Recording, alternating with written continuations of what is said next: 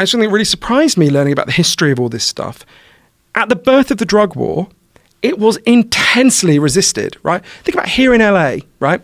In Los Angeles, there was a doctor called Henry Smith Williams. When heroin was banned, there was a deliberate loophole in the law that said, okay, you can't sell heroin, but doctors can prescribe it to people with addiction problems, just like what happened in Switzerland, right? So here in LA, big heroin clinic, prescribed. Anslinger, it drives him crazy. He wants to shut it down. So the mayor of Los Angeles stands in front of this heroin prescription clinic and says, you will not shut this down. This does a good job for us. But Anslinger shuts it down. When the doctors say there's the biggest crackdown on doctors in American history. Over 12,000 doctors are arrested and rounded up. When they come to the one in Portland, Oregon, the doctors say, but what are we meant to do with all these vulnerable, addicted people? And one of the agents said, go and throw them in the lake. They'll make good fish food. Right? That was the attitude. So this is resisted intensely at the birth of the drug war. So you had a society really recently that had a much more mature, exactly what you're asking about, a much more mature attitude to drug use than we have now, right? It's not that people thought all drug use is good. We should celebrate every instance of drug use. No one thinks that, right? There were problems and there is some joy associated with drug use. That's actually the norm. There is some pain and terrible things associated with drug use, which are mostly driven by underlying harm, but there are real harms that come from some drugs as well. And most societies, until very recently, had a mature appreciation of this, right? Really? We are the outlier. Most societies have had licensed intoxicants. Now, of course, in different societies at different times, there was a Tsar of Russia who wanted to ban tobacco, right? And did terrible things to anyone who was found with tobacco. Different societies have had different panics at different times, but we are the historical outliers, right? I mean, to give you a sense, just the United States imprisons 2 million people. There has never been a society that imprisons this many of its citizens, this higher proportion of its citizens, anywhere ever. It's overwhelmingly driven by the drug war, right? I mean, the US imprisons so many people, and the conditions in those prisons are so terrible that the United States is almost certainly the first society ever where more men have been raped than women. That's how extreme this war is, right? And what we do to people in the conditions this war creates, and it's a total historical outlier. We are in a freak experiment, right? And the one thing you can say in defense of the drug war, and I would give one bit of credit for this, is we gave it a fair shot, right? The United States has done it for 100 years. This country has spent $1 trillion on it.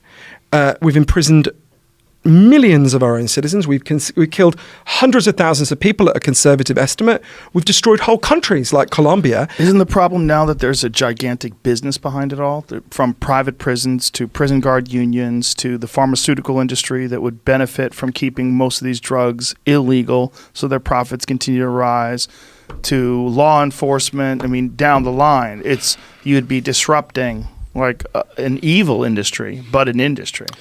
I think that's a real factor, but I don't want to overstate it. Lots of policies have vested interest. What's the factor? What's the main factor? The main factor is most people asked, do you think the drug war has failed? Say yes. And most people asked, do you want to legalize any drug other than cannabis? Say no very strongly. So education. I think it's about, I won't use the word education. Can I give you an example of a specific person who I think showed a way to do this? So in the year 2000 in Vancouver, there was a homeless street addict called Bud Osborne. And he lived in a notorious part of Vancouver called the Downtown East Side. People in Vancouver will know it. It's a place, particularly at that time, that had really high, like nightmarish open drug scene, right? Just again, people like in Switzerland, people injecting in the streets, that kind of thing. And Bud was living homeless, and he was watching his friends die all around him. At that time, there was a really big police crackdown. And so people would go and like hide in dumpsters or in alleyways to shoot up. But obviously if you're hiding and you overdose, no one sees you just die, right? And one day Bud, he learns that one of his friends, Judith, had died. And he's like, I can't just sit here and wait for all my friends to die and then for me to die. But as Bud would have put it then, he also thought, I'm a homeless junkie. What the fuck am I going to do? Right? And Bud had a really simple idea.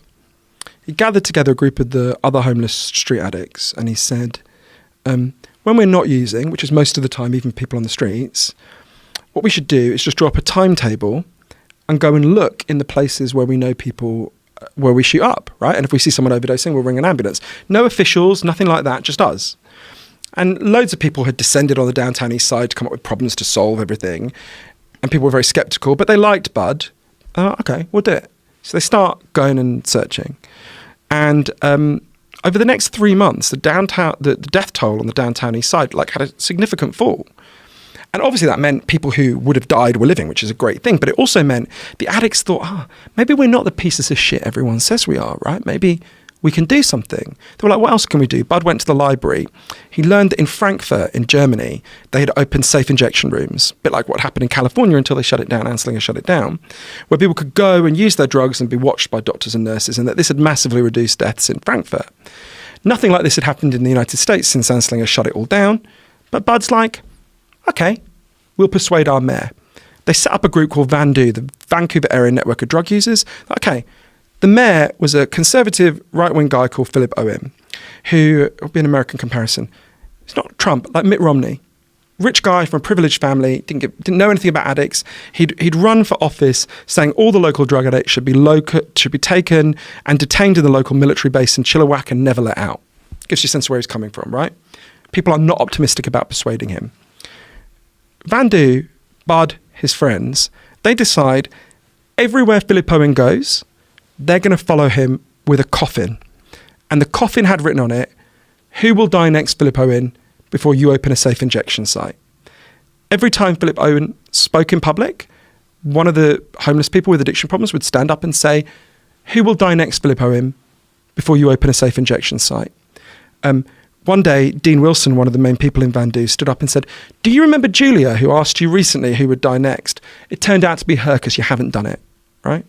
This goes on for a long time. They do loads of public actions. They filled Oppenheimer Park, which is a big park in Vancouver, with a cross, more than 1,000 crosses, each one representing someone who had died of an overdose. And they wrote the names of the people on the crosses. And one day, after this had been going on for years, eternally to his credit, Phillip Owens just said, who the fuck are these people? What is this? And he went to meet loads of the addicts. He sat with them. It blew his mind. He thought people with addiction problems were just people who partied too hard, indulged themselves. He was completely shocked. He came here to the United States to meet Milton Friedman, the Nobel Prize-winning economist who'd grown up under alcohol prohibition. And Milton Friedman explains drug prohibition to Phillip Owens. Phillip Owens comes back to Vancouver and he holds a press conference. And he had the chief of police, the coroner, and a representative of the addicts. And he says something like, I'm not going to speak again without having the addicts here with me about addiction because they understand it better than me. We're going to open the first safe injection site in North America. We're going to have the most compassionate drug policies in North America. Things are going to change around here, right? They open the safe injection site. Phillip Owens' right-wing party is so horrified, they deselect him as their candidate and his whole political career ends, but a more liberal guy wins the election and the room stays open, right?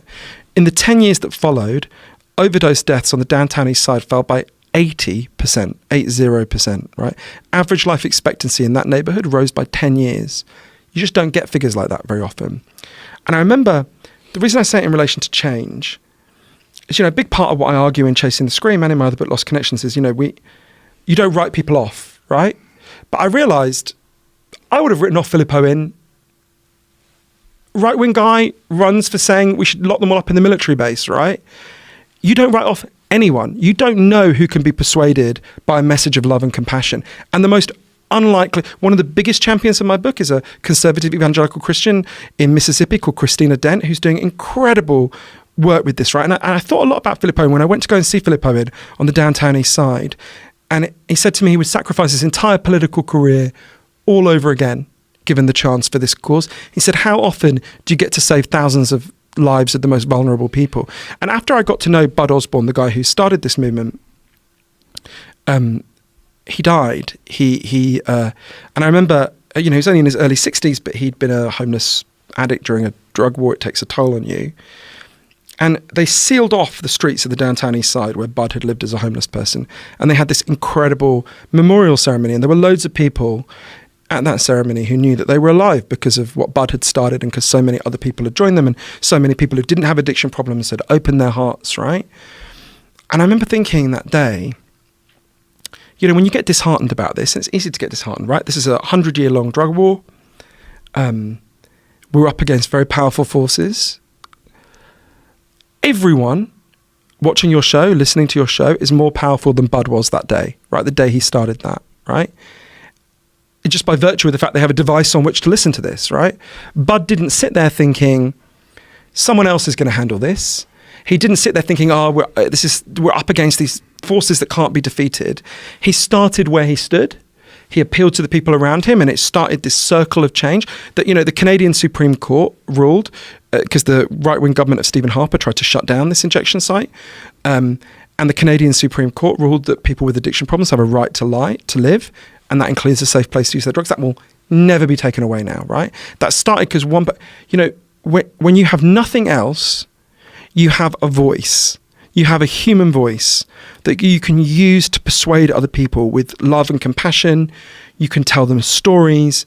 You can build people's love and compassion in the middle of this catastrophe that we're seeing in this country with the addiction crisis, right? I mean, more people died last year in the opioid crisis than all the soldiers who died in the Vietnam War combined. In the middle of this catastrophe, we can carry on doing what we've been doing. Okay, we can carry on doing that. Then we will continue to get the horrific results we are now getting. We can continue to copy the places that have failed, right?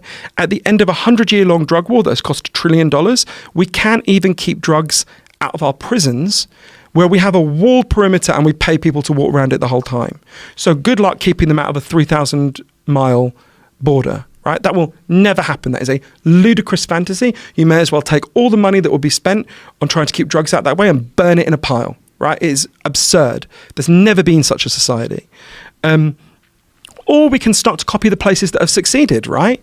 Portugal, Switzerland, Uruguay, Canada. There are plenty of places that have tried the alternatives, and people who were quite skeptical. Was one of the things that was most striking to me in all those places is that people who were initially skeptical and initially thought it was crazy very often changed their minds. This was the consistent pattern. Before it happens, people think it's the work of a bunch of fucking wackos. They think, what? People who want to, get everyone to use drugs and get children to use drugs and think it's madness. And then they see that that's not at all what motivates people who want reform, and that's not what happens in practice when you adopt these policies. And it's not a magic bullet, and they still have problems. But there's been such a significant improvement in all those places.